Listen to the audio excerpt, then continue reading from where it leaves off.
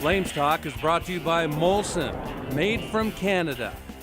Beaches Quality Drywall, not just our name, it's our commitment. And South Centre Fine Cars, your Calgary Porsche dealership. Ian Busby of the Calgary Sun joins us. Really no shame in the way they lost to the BC Lions. It sets up an interesting scenario in the West. Everyone at 8-6. It's anybody's game, last man standing. All the cliches apply.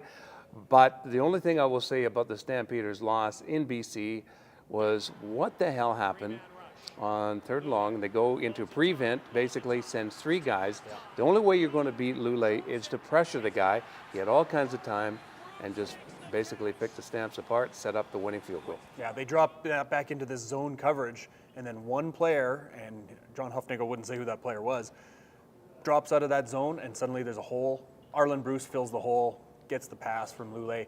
Obviously, with Travis Lule, he had pressure all game long, and he just ran away from the pressure. And this is what this kid can do. He can run away from pressure and find things. And with guys like, we said it last week, Arlen Bruce and G. Roy Simon, he's got guys that can wait it out and find that they never give up on plays.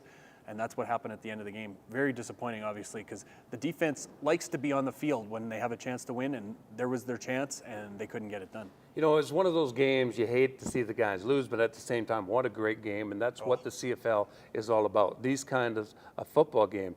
You know, it had its excitement. The Stampeders sure had their chances to win the thing. You know, offensively, I thought Henry was in control, didn't have big numbers, but I mean, he managed the game well, and they put him in a position to win. And then when you look overall at what Taylor presents as far as the Stampeders, and an old friend came back to haunt them. It's called penalties. They lead the league in penalties. And another penalty hurt him with a touchdown. Called back. You're talking about, the punt return penalty? Yes. Yeah, that one hurts because Taylor was already by the guy, Yep. and Akwasi Antwi comes in and just drills him in the numbers. You can't drill the guy in the numbers. You shouldn't be doing that. And Antwi's taken a few of those penalties this year. He's a rookie, so you sort of expect that. But I'm thinking to this segment where this is pure CFL, right? Yeah. Henry puts the ball on the carpet. Right. James Yurichuk kicks the ball forward, which you can do in this league, lands on it, recovers. The defense gets a stop, forces a 45-yard field goal, and you think, wow, that is going to be a deficit of, I think, 9 at that point. Yeah. If he makes that one. Misses. All the way back, Stamps have the lead. Yeah. That's CFL. That is. It's the greatest thing about this league is the quick changes of momentum and how easily things can go awry, even when things were going great. Paul McCallum just set the record for most consecutive field goals. Looks like he can't miss from anywhere, and suddenly misses from 45. Well, I wouldn't have bet on him from hitting at 53. I mean, I know. When he missed from 45, I thought, there's no way they're going to go for this one at the end. I thought they were going to punt. Yeah, and you've seen guys when they're trying for that extra length and field goals, hook it. With him, it was just right down the middle. Yeah. I mean, what a season he's having, and the way he's playing at 40. 41. 41? I Yeah, mean, he's I know. got a couple of good years left in him. He's kicking like a kid. Well, he's been getting better. The last 4 seasons, he's improved his average every year. And if you think about that, he's getting better every year when he's 37, 38, 39, 40, 41. Wow, that's amazing.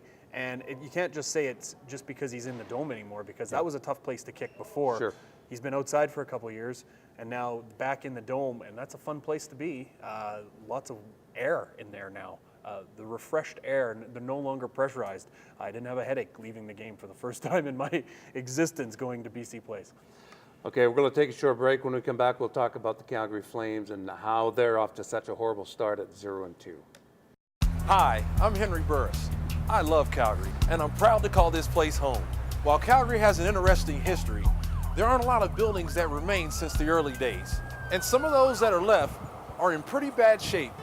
Now we can revitalize this area with the use of robotic parking. It's efficient, it's accessible, and it's safe. The best part is that it's easy to use. For more information and a chance to invest with us, visit 7th Avenue Autopark.com. Grant Pollock now, the Flames off to a 0-2 start. The thing that scares me, Grant, 5 goals in each game. If you look at the St. Louis game, 5-2, I have to ask you one question. Why in the hell was Kiprusoff not in that net? It's only the second game of the year. I know they want to rest him, but you don't need to rest him after one game. And this guy owns the St. Louis Blues. He owns them. got a 4-game winning streak. I think out of 10 games, he's won 9. So why did they rest him? Yeah, everybody's talking about that because Kiprusoff, they said, should have been playing. Yeah, maybe he should. But, Mike, to me, that's not the story with this team because I think we've come to the point where if we have to rely on Kiprusoff to get us wins to be a good team, then we're not a very good team. If the Flames were kicking ass up front, if they were getting shots on Yaroslav Halak, who was as weak as Carlson was in goal for the Flames, if the Flames were competing in front of Carlson, I'd say yes. Carlson lost the game. They should have put Kiprusoff in there. But the Flames were tame. They were soft. So who cares if Kiprusoff was in goal? They still would have lost that game. Or if Kiprusoff was in goal, Mike, and he pulled out a victory, does that not mask what could be wrong up front? So even though I kind of scratch my head, why isn't Kiprusoff playing its game too? To me, that masks some problems going on with this team so early in the season. Well, Grant, I look at the Flames as this. 2 superstars on that roster, yet they've got a bunch of guys playing like they are elite players. You guys aren't. You are a bunch of blue-collar guys. The only way you're going to win, get your nose dirty. That's the only way the Calgary Flames can win. Rene Bourque's a good example of that, Mike. Yeah. What is he? Yeah. He's 6'1". He must be about 210 pounds. He's a strong guy. He plays weak. He was on the boards like you and I would on media hockey, just waiting for that long pass to come to us. We don't have to skate very much. I thought they were brutal, so I agree with you. The identity of the Flames has not come out. It's only 2 games, but to me, it's not that they're 0-2. It's how they became 0-2. 5 goals against, 17 shots against, a weak goalie and Halak in St. Louis. That concerns me more than anything. That they have on their in the dressing room now. They've taken all these pictures of all the teams in the past, and they've got a big sign or a big inscription that says "Every game matters." Well, clearly the players didn't read that very closely because the games haven't seemed to matter. They started off against Pittsburgh pretty good. Yeah, second period. Wow. Faltered. Wow. And then St. Louis, what was a complete joke. So I know a lot of people saying that the Flames made a mistake in dressing Carlson in goal first, but I say that's not the problem with this team. There is an identity thing here. To have a closed-door meeting with your players after game 2, holy smokes. That's something you have later on. So, like, look at Boston. Stanley Cup champs. What are they, 1-2 right now? 1-2. The big line isn't scoring. But they lost 1-0. Sure. They were competing, for what I understand. Exactly. I mean, I haven't seen all their games. That's different.